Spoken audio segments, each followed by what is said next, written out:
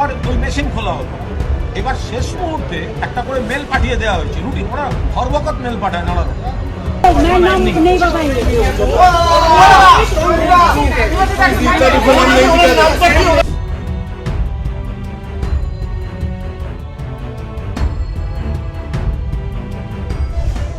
आप देख सकते हैं Mamata Banerjee. There you see the chief minister is now coming out.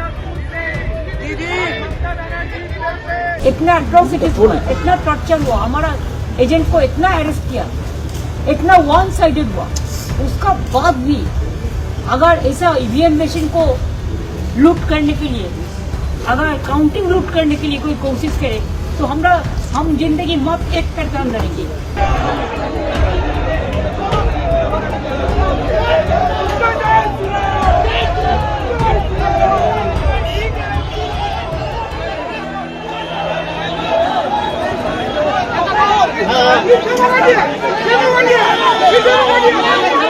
नमस्कार दोस्तों, पश्चिम बंगाल समेत बाकी राज्यों के नतीजे आएंगे 4 तारीख को, लेकिन नतीजे आने से पहले पश्चिम बंगाल में ममता बनर्जी ने चुनाव आयोग और बीजेपी की मिलीभगत को लेकर बहुत गंभीर आरोप लगाए। ममता बनर्जी कल करीब 4 घंटे तक उस स्ट्रांग रूम के बाहर धरने पर बैठी रहीं, जिस स्ट्रांग रूम के भीतर ईवीएम है, बैलेट बॉक्स है और तमाम तरह के आरोप ममता बनर्जी टीएमसी की तरफ से लगाया गया।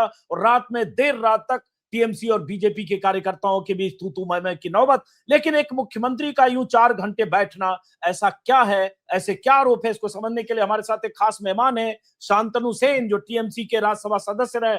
शांतनु, आपसे ही जानना चाहते हैं, बहुत स्वागत है, क्या ऐसा मामला है, क्यों बवाल हुआ, क्यों मुख्यमंत्री को जाकर बैठना पड़ा और क्यों इतने बड़े आरोप लगा रहे हैं कि ईवीएम और बैलेट बॉक्स में हेराफेरी हो रही है? देखिए, इस बंगाल का चुनाव को जबरदस्ती जीतने के लिए जो तरीका बीजेपी आजमाया, उसका खेल उन लोगों ने 2023 में शुरू किया।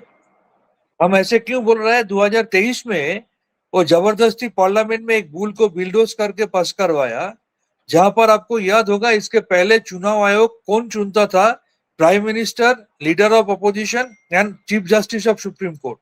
उन्होंने जबरदस्ती एक बिल लाया, उसमें लीडर ऑफ सुप्रीम कोर्ट का चीफ जस्टिस को हटा दिया और उन्होंने बोला कि प्राइम मिनिस्टर रहेगा, लीडर ऑफ अपोजिशन रहेगा and another cabinet minister appointed by prime minister रहेगा। तो नेचुरली अनदर मिनिस्टर कौन है? वो है अमित शाह। तो प्राइम मिनिस्टर नरेंद्र मोदी जी और अमित शाह जी मिल इसको लाया chief of election commissioner CEC Gyanesh Kumar. वो कौन था? अमित शाह जब कोऑपरेशन डिपार्टमेंट का मिनिस्टर था, उसका प्रिंसिपल सेक्रेटरी था। वो आके शुरू से क्या किया, बंगाल के चुनाव में शुरू से लेकर chief secretary, home secretary, DG, 13 DM, 71 returning officer, लगभग 400, मोर देन 400 ऑफिशियल, सबको चेंज कर दिया। सबको चेंज करके बाहर से बीजेपी रूल स्टेट से पुलिस ऑब्जर्वर लाया। पुलिस ऑब्जर्वर की भी क्या रोल था आपने देखा है। 2024 का पार्लियामेंट चुनाव में पूरा देश में पार्लियामेंट इलेक्शन करने के लिए 3400 कंपनी सेंट्रल फोर्स डिप्लॉयड हुआ था, और एक बंगाल का चुनाव के लिए उन्होंने 2400 सेंट्रल फोर्स डिप्लॉय किया। उस सेंट्रल फोर्स किस तरीके से बीजेपी का बीएस में काम किया, डायरेक्टली तृणमूल वोटरों को थ्रेटन किया, तृणमूल कैडरों को थ्रेटन किया, घर घर में घुस के मारा, महिलाओं को छेड़छाड़ किया, महिलाओं को मारा, सब कुछ किया। इलेक्शन कमीशन एसआईआर का नाम में जबरदस्ती 91 लाख का वोटर को नाम डिलीट कर दिया। उसमें से लॉजिकल डिस्क्रिपेंसी का नाम से 27 लाख आदमी को डिलीट कर दिया, जिसमें मैक्सिमम जेन्युइन वोटर था। चुन चुन के महिलाओं का नाम डिलीट कर दिया, एक पर्टिकुलर रिलीजन का जो सपोर्टर है उनको डिलीट कर दिया। इसका करने का बावजूद भी जब उसको पता चल गया कि 2 चरणों में इतने भारी वोटों से मतदान किया है, लगभग more than 93% on an average, उनको ये पता चल गया कि ये एंटी बंगाल, जो बंगाल का 2 लाख करोड़ रुपया रोक के रखता है, एंटी बंगाली जो बांग्ला भाषा में बात करने के लिए उनको फिजिकली असॉल्ट करता है, जो बंगाल का माइग्रेंट वर्कर बाहर जाता है, बाहर में उसको पिटाई पड़ता है, बंगाल में फीस खाने के लिए वहां पर पिटाई पड़ता है। ये anti Bengal, anti Bengali BJP को रोकने के लिए, भारी मतों से मतदान करने के लिए ये पता चल गया कि ये लोग है, तब ये उसका पुराना और एक पॉलिसी है ईवीएम मैनिपुलेशन टेम्परिंग, उसमें लग गया। आप स्ट्रांग रूम में आप बोलिए मेरे को, इलेक्शन कमीशन बोल रहा है कि हमने मेल डाला था। अगर आप 4 बजे कोई मीटिंग करोगे, उसका मेल अगर 3:15 3:20 में उसका मेल कोई पर्टिकुलर एजेंट और पॉलिटिकल पार्टी के पास जाएगा, मिनिमम टाइम तो देना चाहिए। और जब हमारा कैंडिडेट कुणाल घोष, हमारा कैंडिडेट शशि पंजे ऊपर गया, तब बोला अंदर नहीं घुसने देंगे। और हम लोग सीसीटीवी फुटेज में देख रहे हैं कि अंदर सब अनआइडेंटिफाइड पर्सन वो अंदर में पोस्टल बैलेट कर रहे हैं कि ईवीएम क्या कर रहे हैं, कौन मालूम, कौन जाने, ऊपर वाला जाने। तो इस तरीके से अभी वो ईवीएम मैनिपुलेशन का जो कोशिश कर रहा था, इसके लिए ममता बनर्जी खुद वहां पर गई, 4 घंटे वहां पर रहे, और हमारा पूरा 294 का जो हमारा कैंडिडेट है, सबको ये इंस्ट्रक्शन दिया कि स्ट्रांग रूम को सही सलामत रखने के लिए ईवीएम टेम्परिंग बीजेपी का कैडर लोग ना कर पाए, इसके लिए वो सबको इंस्ट्रक्शन दिया। हम लोग आखिरी दम तक ये लड़ाई लड़ेंगे। ये कोई दूसरा स्टेट नहीं है, यहाँ पर एक शेरनी है, उसका नाम है ममता बनर्जी। बीजेपी को बैकडोर से बंगाल में आने हम लोग नहीं देंगे। बंगाल का आदमी का समर्थन हम लोगों का साथ है। 4 तारीख ये सामने आ जाएगा। ये बताइए, चुनाव आयोग का बयान है, चुनाव आयोग कह रहा है, जो सीईओ मनोज अग्रवाल है, उन्होंने कहा कि ये पोस्टल बैलेट की छटाई शाम 4 बजे की गई थी, पार्टियों को इनवाइट किया गया, उन्होंने नजरअंदाज किया, सीसीटीवी को लेकर खामखा इशू बनाया। और बीजेपी का कहना है कि चूंकि टीएमसी को लग रहा है हार रहे हैं, इसलिए खामखा मुद्दा बना रहे हैं ये लोग, ईवीएम और पोस्टल बैलेट और ये सब। अजीत रंजन जी, आपको क्या यह लगता है जो रूलिंग पार्टी है, जो चौथी बार सत्ता में आने वाला है, जिसका जय सुनिश्चित है, उनको टाइम में इंफॉर्मेशन मिलने से वो नहीं जाएगा, और उसके एजेंट अगर ऐसा है तो शशि पंजा कुणाल घोष जाके बाहर क्यों बैठ गया?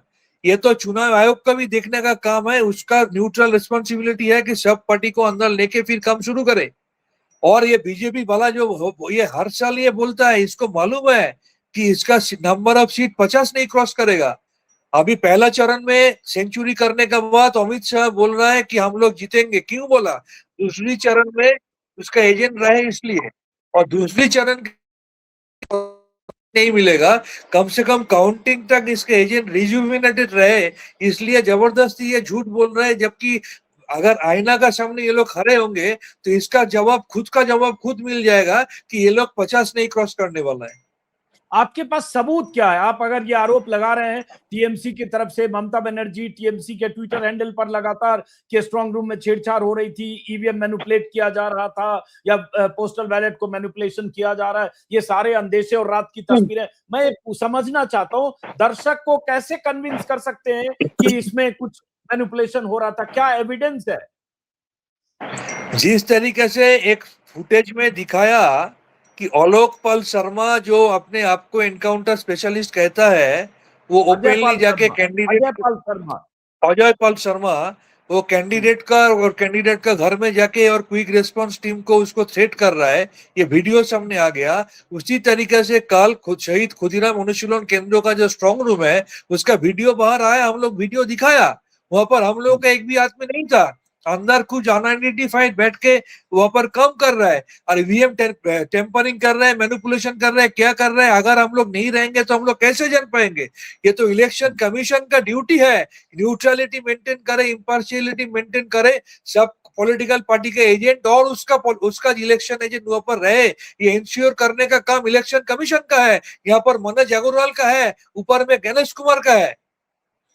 तो आप लोग क्या चाहते हैं अब? शांतनु सेन चाहते क्या? अब तो 2 दिन बाद गिनती है, 3 दिन बाद।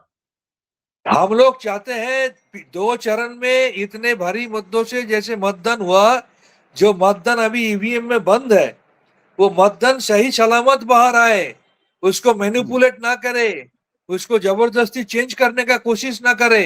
जैसे पिछले 2021 में हम लोगों ने देखा था, स्ट्रांग रूम में मैनिपुलेशन ना हो, सेंट्रल फोर्स किस तरीके से बीजेपी के बीएस में कम कर रहे, सबने देख लिया। इसके बावजूद भी हम लोग यहाँ पर नजरदारी रखेंगे, कीप वॉच रखेंगे, और अगर कोई ये गलत कानून कम करने का कोशिश भी करे, हम लोग उनको कोर्ट के दरवाजे तक लेके आएंगे, हम लोग ये छोड़ेंगे नहीं। हम लोग चाहते हैं बंगाल का जनता जनार्दन जो मतदान किया है, उसका रिफ्लेक्शन 4 तारीख का सबका सामने ट्रांसपेरेंटली, डेमोक्रेटिकली, क्रिस्टली आए। तो 294 सीटें हैं ना शांतनु सेन, तो ये एक ही जगह आपने कोई वीडियो के आधार पर इतना बड़ा आरोप लगा दिया, चूंकि ममता बनर्जी की सीट है भवानीपुर और वहां से शुभेंदु अधिकारी लड़ रहे हैं, और बाकी जगह तो ऐसी कोई जानकारी क्या बाकी जगह से कहीं से है, या चूंकि ममता बनर्जी को कोई अंदेशा है, यहाँ चूंकि हॉट सीट है, सबसे इंपॉर्टेंट सीट है? हाँ, ममता यहाँ पर सीसीटीवी का फुटेज सामने आया बोल के यहाँ पर हम लोग गया, बाकी सब जगह में हमारा निगरानी है, नजरदारी है, हम लोग छोड़ने वाला नहीं है। अगर कहीं और जगह से खबर आएगा तो वो भी हम लोग देखेंगे। हाँ। तो आपने कंप्लेन किया चुनाव आयोग को, रिटर्न कंप्लेन सब किया? बस लास्ट सवाल, हमारा हमारा हमारा हमारा हमारा पार्टी जो करना है वो कर रहा है। चलिए बहुत बहुत शुक्रिया धन्यवाद। शांतनु सेन साहब। ये शांतनु सेन थे जो टीएमसी के राज्यसभा सदस्य रहे 6 साल तक, और तस्वीरें देख रहे हैं आप जो पश्चिम बंगाल में जिस तरह से भवानीपुर जो ममता बनर्जी की सीट है, जहां से शुभेंदु अधिकारी चुनाव लड़ रहे हैं, ये कोलकाता का शहरी क्षेत्र है, और जिसको लेकर वहां बवाल मचा, सीसीटीवी फुटेज है।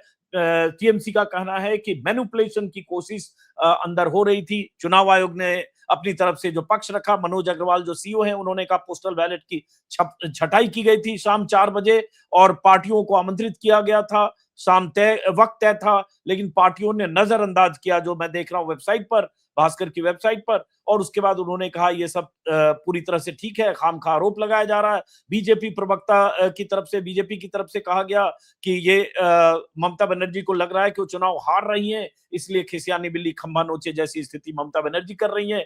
उसी तरह से तमाम तरह की तनातनी की खबरें भवानीपुर को लेकर आती रही, और रात में खासतौर से मुख्यमंत्री का ममता बनर्जी का वहां पहुंच जाना, उसे स्ट्रांग रूम के बाहर, और उन्होंने ये भी कहा कि उन्हें अंदर जाने से रोका गया, जबकि बकौल ममता बनर्जी कैंडिडेट को अंदर जाने की अनुमति होती है।